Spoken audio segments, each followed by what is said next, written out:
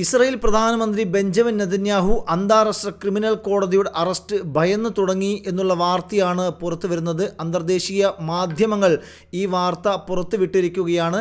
അമേരിക്കയിലേക്കുള്ള തൻ്റെ വിമാനയാത്രയുടെ വഴി തിരിച്ചുവിടുകയും ചെയ്തു എന്നുള്ള ഒരു സംഭവം പുറത്തു വന്നിട്ടുണ്ട്. UN അസംബ്ലിയിൽ പങ്കെടുക്കുന്നതിന് വേണ്ടി ന്യൂയോർക്കിലേക്കുള്ള തൻ്റെ യാത്ര യൂറോപ്യൻ വ്യോമപാതകൾ ഒഴിവാക്കുകയാണ് ഇസ്രായേൽ പ്രധാനമന്ത്രി ചെയ്തത്.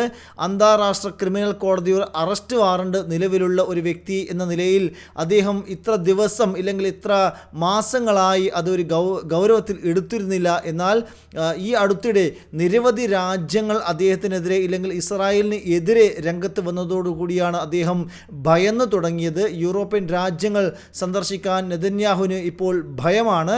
നെതന്യാഹു കാലുകുത്തിയാൽ അറസ്റ്റ് ചെയ്യുമെന്ന് നിരവധി യൂറോപ്യൻ രാജ്യങ്ങൾ നേരത്തെ തന്നെ പ്രഖ്യാപിച്ചിട്ടുണ്ട്.